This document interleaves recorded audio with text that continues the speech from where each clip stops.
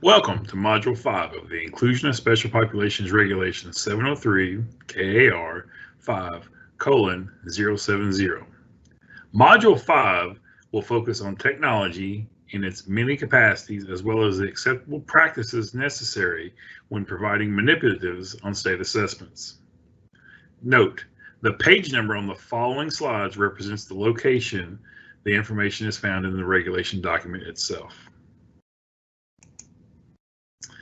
Assistive technology is allowed and encouraged on state testing. However, it is imperative that you make sure any assistive technology used is compatible with the test being given.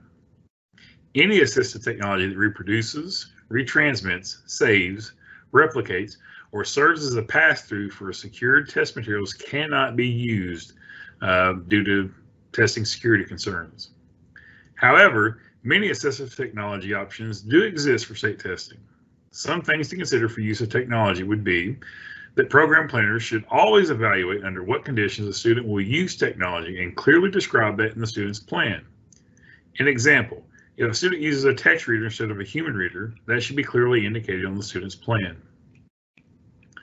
Technology should be considered first in order to help foster independence. The goal is for independence to carry over into post-school activities. A teacher cannot move on with the student into post-education life. Technology, however, can go everywhere that student goes, even after they leave school.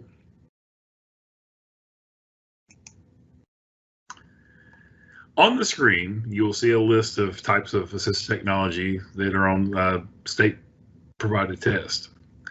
This is not an all-inclusive list, but just a handful of the ones that are most commonly used. Talking calculators, for instance, can be requested for students that need them by submitting a non-approved calculator request to the Office of Assessment and Accountability, along with a justification for the use of one. Text readers are allowed on most state testing. Each test will have its own rules on how accommodations are to be provided, so you'll need to consult that testing literature. Audio CDs are offered on most state tests as well. Once again, each test will have its own rules on how accommodations are to be provided, so please consult the testing literature for that test. Non-standard response templates are on the website year-round for students to practice with and become comfortable using. There are 3 templates online that will allow the student to practice with different answer lengths throughout the school year leading up to test time. If they use the short answer, extended response, and on-demand writing templates during instruction, they will be familiar with their capabilities and be ready for testing. All other types of assistive technology are allowed provided they are compatible with the testing platform and produce no security risk to the secure test material. If you have further questions, contact dacinfo@education.ky.gov for further assistance. Manipulatives are allowed on state testing, but are required to be a one-to-one testing environment due to the individualized aspect of the accommodation. The rules for manipulatives as laid out by the inclusion regulation are as follows.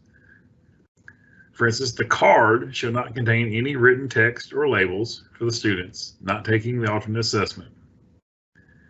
This can serve to help organize the students' thoughts. Students with visual impairments may enlarge the 3x5 card to make the card usable.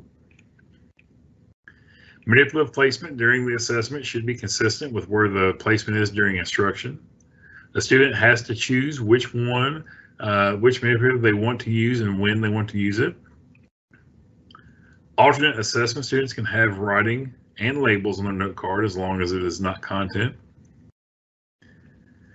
Once developed, visually impaired students can have their 3x5 note card increased to a size they can read.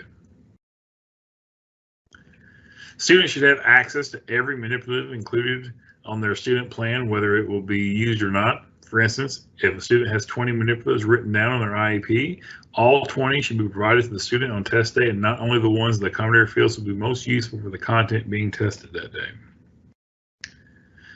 Since we've talked about the 3x5 note card, let's take a look at some examples on the next slide. Each student with the manipulatives accommodation is allowed a single 3x5 note card. You will notice that the general 3x5 note card can have shapes or diagrams, but cannot have any writing or any labels of any kind. A student taking the alternate assessment can have labels such as first, second, third on their note card, but cannot have content. So while first, second, third are okay, it would not be okay to have first, write a thesis statement, second, order the body paragraphs to tackle evidence for the claims, and third, write a conclusion which ties the thesis to the evidence. That would not be okay. This concludes Module 5, Technology Manipulatives on the Inclusion of Special Populations Regulation 703 KAR 5:070.